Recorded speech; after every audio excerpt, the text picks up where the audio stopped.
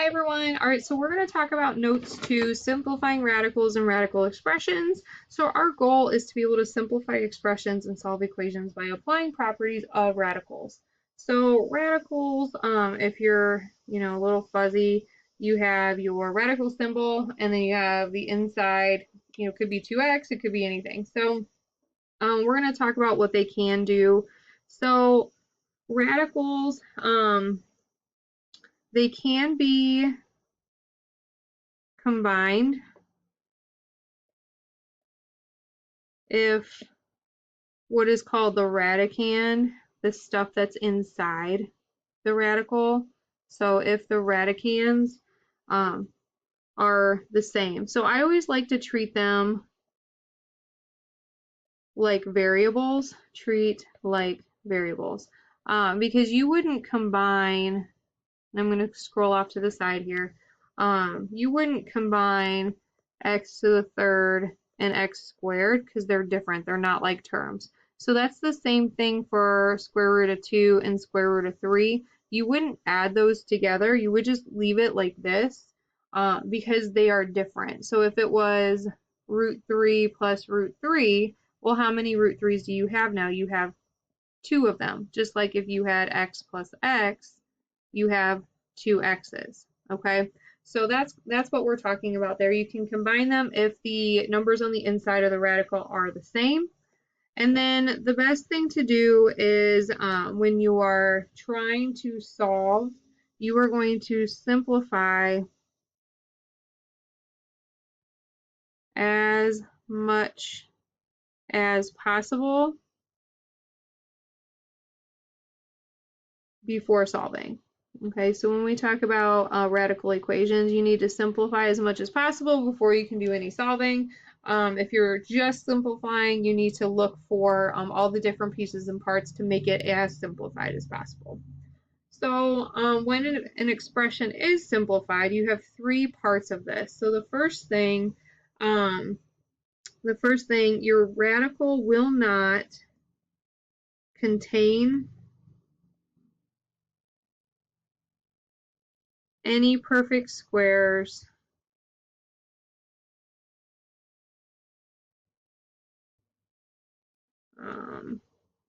other than 1. And this includes variables as well. So if you're simplifying radicals and you still have factors that are perfect squares, then you're not done. Okay. Your radical will not have any fractions, so has no fractions.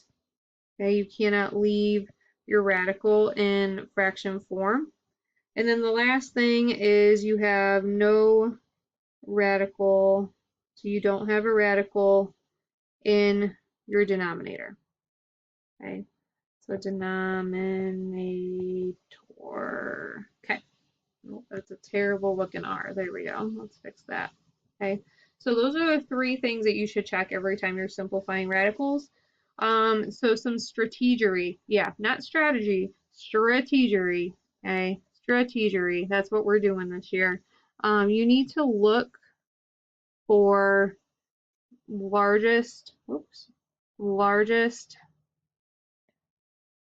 perfect squares, I'm abbreviating, squares that are factors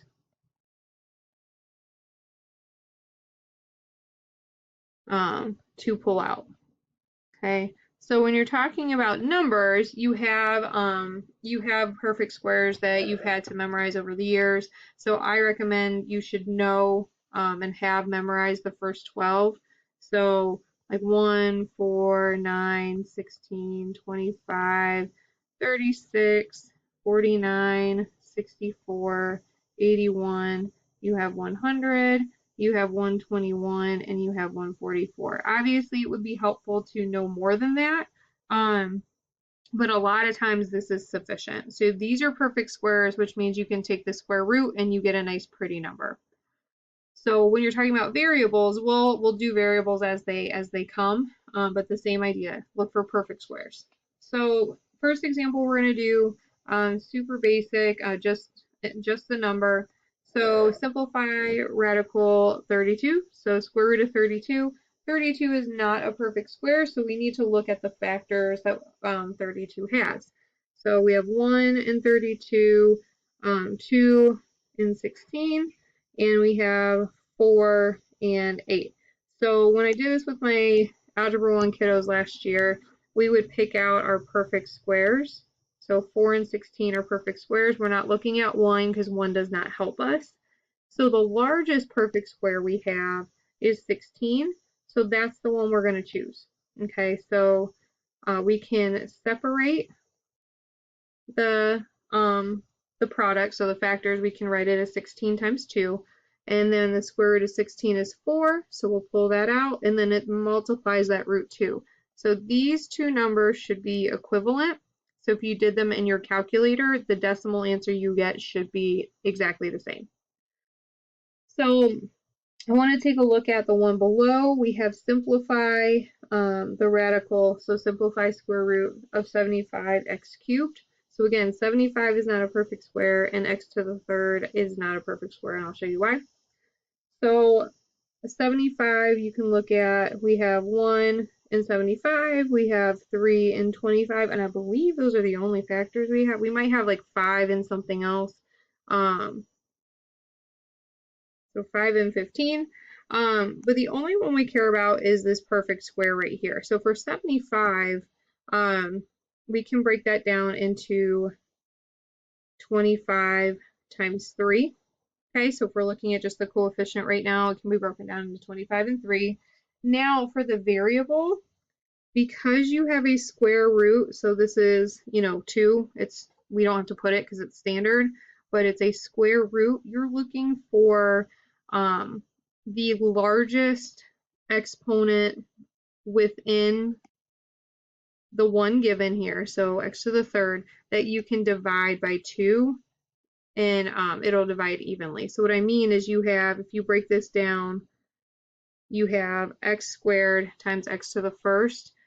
2 divided by 2 is just 1, and that is the square root. So you're going to take, this is the largest perfect square, you'll divide the root by the radical, and then what's left over is left inside your radical. So I'm just going to write it out so you can see all the steps. So when we're done, we should have square root of 25, which is 5, and I'm going to leave some room. What's left over from the coefficient is 3. This is an even number, so when you take the square root of an even exponent, you're again just dividing by 2. So 2 divided by 2, I just get x to the first. Okay, and you don't have to write the one. I just wanted you to see it. So 5x, and then what's left inside is x to the first, because you can't have any rational exponents when you simplify, at least at this point. So our simplified answer is 5x times square root of 3x. So if you put this in your calculator, and if you, I mean you can, these would be equivalent if we knew what x was. Okay. So I want you at this point, I want you to try this problem, square root 100 v to the third, on your own. So go ahead and do that now. All right, so you should get, when you are done, you should get 10, because 100 is a perfect square. So those are gone. V times the square root of v. Okay, because this is a square root, you can separate this cube into 2 and 1, and then the v square gets simplified, and then the v to the first gets left inside. All right, so let's try another one. We'll do another one together, and then I'll have you do another on your own. So moving up to square root of 216, k to the fourth. So if you look at the factors of 216, you can see, like if you go through your list, see if 216 is divided by 4, is it divisible by 9, divisible by 16, so on and so forth. When I did my work for this problem, I determined that it was divisible by 36. 36 times 6 gives me 216, so 36 is my perfect square.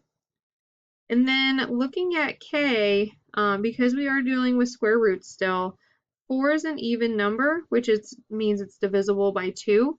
So if I just leave k to the fourth in here, when I divide by the radical, I'll end up with a k squared when I'm done. So let's back up and do the coefficient, and then we'll talk about the k squared again. So if I take the square root of 36, I have 6, and then what's left over is the square root of 6 inside. And then again, k to the 4th, because it's a square root, okay, you can take 4 divided by the root of 2, and you're left with k squared. So all of the variables get pulled out here. Okay, so when you have an even, we have an even exponent, you shouldn't have anything left over. When you have an odd exponent, you'll have 1 left over. Okay, so an odd exponent, you'll have left over. Okay. So I want you to go ahead and try these last two on your own. So square root of 80 p cubed and square root of 45 p squared. So go ahead and do those now. All right, so just real quick, check your answers and check the work that you have. So for the first one, you should get 4p times root 5p, and I left my work in there for you. And here, the only thing that's left inside the radical is that 5, so you should have 3p radical 5. And if you have any questions, please let me know, write them down, and then we can talk about them later. So now we're going to move to operations with radicals. So the first thing we're going to talk about is adding and subtracting with the radicals. So again, at the beginning of this, I told you to treat them like variables. If they are not like terms, you cannot combine them. And then you should simplify as much as possible. So as much as possible before you start trying to combine stuff. Okay, so what we're going to do for this one is we're going to take a look at our problem and see if there's any that we can simplify. So we have a root 14, root 21, and root 14. We have factors of, that's not working. 14 is 2 and 7, and 1 and 14. And 21 is just 1 and 21, and 3 and 7. So no perfect squares there, so those are as simplified as possible. So now we can look at, can we combine anything? And we can actually combine the numbers that have the root 14 because the radicals and what's inside are identical. Okay, so you have to make sure that they are both square roots, which they are, and they have the same stuff on the inside. So now we can take the coefficients and subtract them. So 7 minus 4, it gives me 3 of these root 14s, and then we're just going to bring down the radical 21, and that's it. That's all you do. Okay, so when you're adding and subtracting, just make sure that you're looking at what like terms you have, and then you treat them like variables. So if this was 7x plus y minus 4x, we would get the same thing. It just looks a little different. So that's what I mean when I say treat them like variables. You wouldn't combine the x and y, so don't combine the root 14 and root 21. So now moving on to product property. So when you have two numbers inside the radical or just one number, you can separate into you can separate them here and then further separate them into two different radicals. So, but also if you have two different radicals, you can combine them. So it's a vice versa kind of thing. If you can do one, you can do the other. So the practice for this is to the right. So basic practice here, if you have root 9 times root 9, that does give you root 81 if you combine them, which actually gives you a square root of 9. You could also just simplify these first because you do know that they are perfect squares. So you can do that. So I want to take a look at the ones that have variables. So if you're combining, okay, inside numbers stay with inside. So if you're multiplying, you need to only multiply inside numbers. So this 3 on the outside of the first term is going to stay on the outside of the first term. So now we should have 2 g to the 4th on the inside, and then when we simplify that further, we should have 3 g squared radical 2. Okay, so remember, inside stays inside, outside stays outside. So I want you to go ahead and try this last one on your own. Okay, so go ahead and do that now. All right, so I got 2mn radical m. So the only things that you can combine are the inside. You can simplify this before you multiply. So if you want to simplify before you multiply, by all means, please do it if you can. There's always multiple ways to solve problems, so you don't have to just do it one way. So quotient property, let's move on. So quotient property means you can take a fraction that's under your radical and separate it. So keep in mind, we've talked about that you cannot have a radical in the bottom. Okay, you cannot have the radical in the bottom. And so we're going to talk about what that means in the next probably minute or so. So hopefully you have a perfect square in the bottom. If you don't, we'll talk about what to do. So here in this case, this first one, root 5 over 49, you can separate. Okay, so now you have root 5 in the top and root 49 in the bottom. Root 5 is as simplified as it can be, but 49 is a perfect square, so you have root 5 over 7, which is perfectly simplified. You can have the radical in the top, just not the bottom. So now this next example, again, we can separate. So we're going to separate. And if you recall, 11 is not a perfect square. It's completely simplified, so we're going to leave that alone. But we have d to the 4th in the bottom. Remember, 4 divided by the square root, which is 2. So 4 divided by 2, we end up with a perfectly simplified d squared. So now, if we cannot simplify the bottom, and we can't get the radical out, it's called rationalizing the denominator. Okay, we need to rationalize the denominator so we can make sure that everything is as simplified as possible. So this is when the bottom of your fraction contains a radical that can't be simplified. Can't be simplified. Okay, so first example we have here, 7 root 6. Root 6 cannot be simplified. So what we're going to do is we're going to multiply the top and the bottom by root 6. Okay, this is essentially multiplying it by 1. So you're not changing the value of the fraction, you're just changing how it looks. So if we're just changing it changing how it looks, we now have a square root of 36 in the bottom, which means we have just 6 in the bottom, and the radical has gone away. Okay, this skill is going to be incredibly helpful when we do trig, so make sure you know how to do it. So this other example of rationalizing the denominator, we have a radical on the top and we have a radical on the bottom. Radical 5a cannot be simplified, so we're again going to take the top and the bottom and multiply it by radical 5a. Again, changing how it looks, not the value. So kind of like when girls dye their hair, we're the same person, but we just look a little different. So again, inside numbers multiply inside numbers. So this 3 and 5a will multiply together to give you, when my pen works, will give you a 15a. And then in the bottom, you should now have a 25a squared, which simplifies the bottom to be 5a. Okay, so your goal is just to make the bottom not have a radical.